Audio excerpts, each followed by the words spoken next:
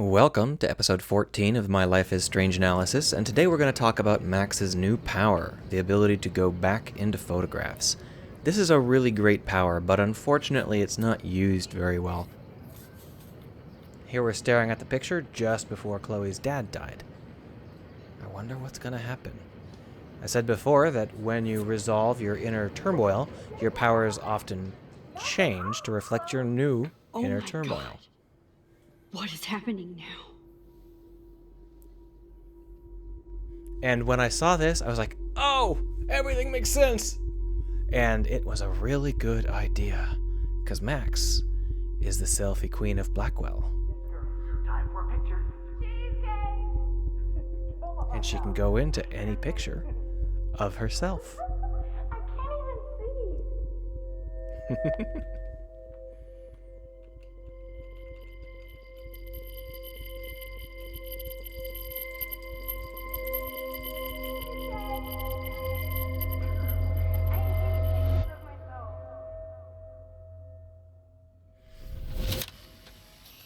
And now we get to meet William. Someday Dad'll get one of them newfangled computers. I think they're using the same voice actresses, and they're just raising their voice a little bit. This is a keeper. Not until I see it first. You know the rules, Dad. So it feels a little bit odd, but not too bad at all. Oh, hey.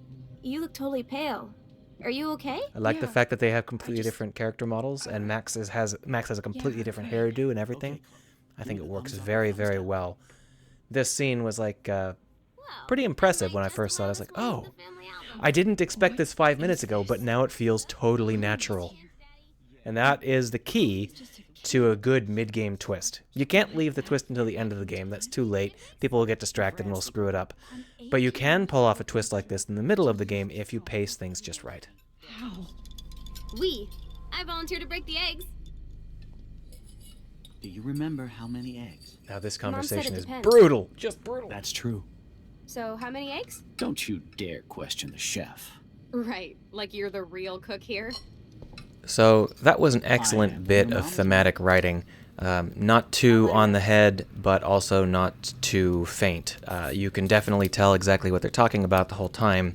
It's also not a conversation I'm a huge fan of because I really hate those 1960s plot lines, and we'll get into that later. But if you are going to write some conversations in the background, those are the kinds you might think about writing. Hello? Hey, honey. Just making a fabulous breakfast with Chloe and Max. Whoa. It's all blurry here. Like I can't step out of the photographic bounds. I've said it before, but this author is really good at middles, and this is a middle. The writing here is generally quite good, and it really, really weighs heavily within the scene in just the right way, because it feels so natural, but when you know what you know, it feels a lot more devastating. So this part is done very, very well, and I have no complaints at all. College fund. Keys, please. I really like his voice actor. He does it very well. He doesn't have too many lines because he's kind of stuck in the past most of the time. Aha! You can't hide from me forever. Now lock up after I leave. Play nice. Try not to destroy too much of the house. And no Chloe and Max wine tasting session. Dad! Don't blow it, because tonight your mother promised to make us a world-famous salmon surprise with chocolate cake for dessert. Max, you'll be here too, right? She's never leaving me. That makes all of us. So this is what the writer excels at. This writer is so good at these middle moments, at these moments which are powerful and dramatic, but are part of the story. The problem is, I don't know whether it was the same writer that did the scenario work. The writer does fall prey to a lot of melodrama tropes where things are introduced that are way over the top or are just introduced way too fast, and it feels unnatural. Episode 3 is one of the few episodes where that very rarely, if ever, happens.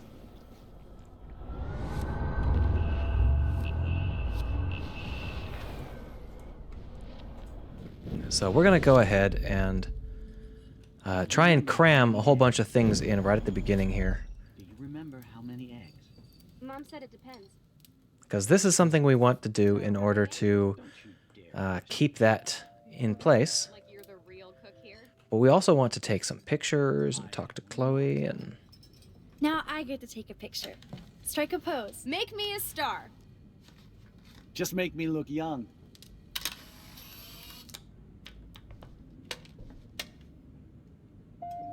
I'll let her know that.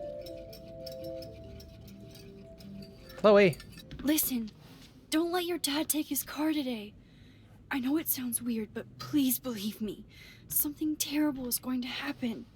You have to stop him from driving anywhere. Whatever, weirdo. What kind of thing is that to say about my dad? I'm not joking. Then you stop him, Supermax.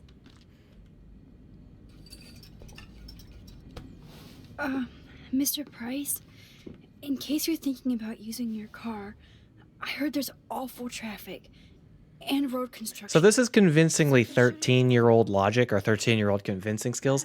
And that makes me think that Max isn't back here as her 18-year-old self as much as she thinks she is. But that's, you know, just metagame stuff that never pans out either way. Obviously my personal GPS. I feel safer already. So don't look so worried, Max. Well, screw it. Let's go hide his keys. Score.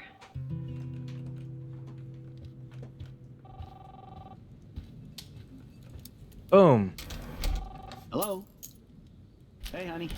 Just making a fabulous breakfast with Chloe and Max. We're all going to work. Now, it can take you quite some time to figure that out the first time through, but that's fine. This scene does play pretty well as you're moving back and forth through I know I time. had those keys right here. I know it. Forgot all about you, little buddy. Release the keys. Of course. Last time I ordered from Spy Guy Electronics. You can take the bus, right? The stop is right down the street. This I can do. Good call, Max. Oh yeah, the bus is great. It comes every 15 minutes and there'll be plenty of room for you and Joyce and groceries and it'll save the environment. You sold me already.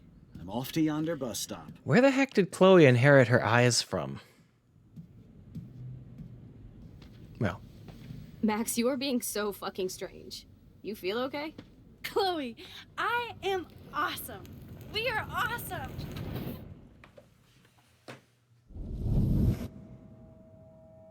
I like this framing here with the pictures that burn away and are replaced by other pictures.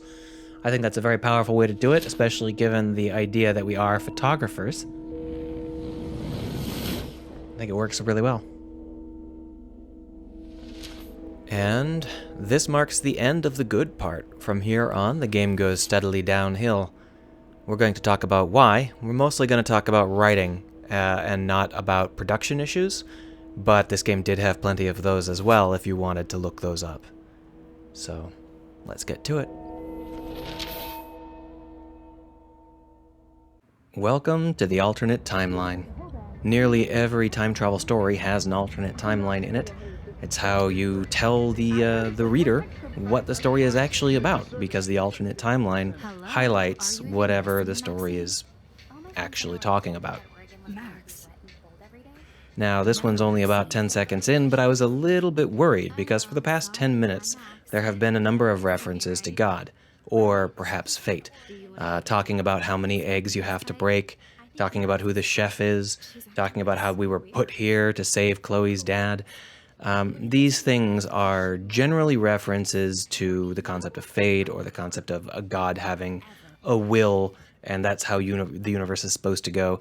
The only problem with those kinds of stories is that they generally end with you reverting everything back to the way it was, because that's how it was intended to be. That's about one step above she woke up and it was all a dream. So it's not my favorite approach, and I was really hoping that this author wasn't going to go there. There are a lot of things you can do, and this author is doing really well in this chapter of the game. So I was thinking, I'm going to trust the guy. It's starting to feel a little bit like a 60s sci-fi serial. You know, you have meddled in God's domain, but maybe that's just like a little bit of a mistaken feel, and it's not intended to be like that, because he's so good in this chapter. Unfortunately, this chapter is his high point. Well, You might be asking, what's this about, this long cutscene? And you might have any number of ideas about showing the city and showing all that stuff. What it's really about is playing this music. Louder and louder and louder. This is the ending cutscene, and they want to blast your brain out. They want you to make so you can't think. And this game will just get its claws into your head, because it's going to be a couple of weeks, or a couple of months, or however long it is, until the next episode comes out. So they've really got to make sure that this saturates you. You've got to think about this scene and who the bus driver is every time that you think about this game. I do like this cutscene here, this little piece where we get to see the whales. Graduating from birds to whales is a pretty good call. It feels quite suitably epic. We can tell that Max is causing problems with her power, or perhaps whatever is causing problems has also given Max her power. Hasn't been explained yet. But the whales aren't what are on our mind. Chloe is what's on our mind. And the music tells us that. Notice the house is in much better condition. And this part's all good. It's good until the last 3 or 4 seconds, actually.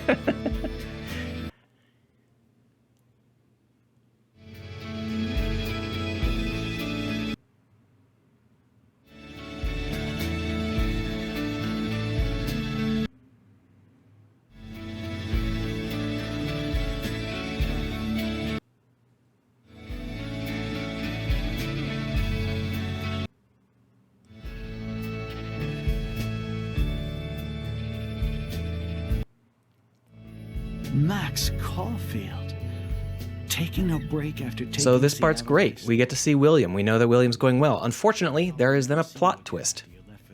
And this plot twist is literally the most common plot twist in time travel stories. Period. It's like the joke plot twist. It's so common. Maybe someone didn't see this coming. I don't know who, though. If I was programming a computer to write time travel stories, this would be the plot twist they would always use. Oh, look, the person you tried to save is now much worse off because you meddled in God's domain. Well, it's not quite that simple, hopefully, but in the end, I really felt a little bit betrayed by having such a basic and primitive plot twist there. The rest of the story was going so well, and then that. Obviously, it was an attempt to punch you in the gut, an attempt to make you feel like something epic is happening. You got to figure out what went wrong, but it's a punch that's never gonna land, because that is the most common plot twist in time travel stories. Period. There are a million other ways that could have gone, and all of them would have been more interesting. For example, Max's power. Maybe the 5 years that have passed since Max exercised her power, the storms keep getting worse and worse and worse because of the length of time that's passed since you changed the past. And so when you come into this timeline, the city is torn apart by storms. And the only person who's not hurt is Chloe. She is untouched because you're protecting her. That would have been okay. I could see that being written in fine. There are other ways we could have done it. If you really needed to hurt Chloe, I think it would have been better to do it at a more moderated pace.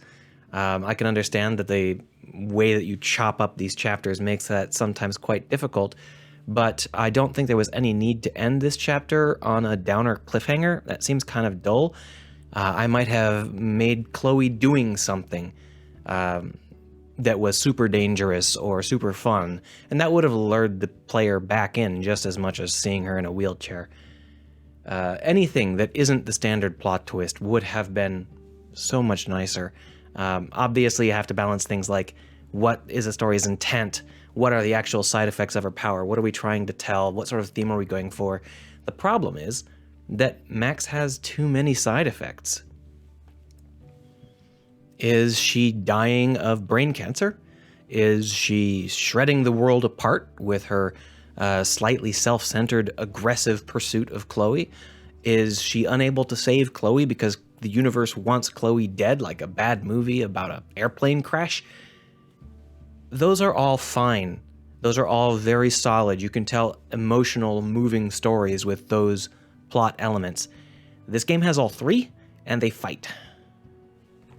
Well, nonetheless, we're going to keep going. There is still plenty to learn from this game. We're going to start to learn more and more from the mistakes they make rather than the things they do right, but there is still a lot to learn, and it's not a bad game by any means. So, next episode, we'll push on into their Chapter 4. I hope you enjoy it.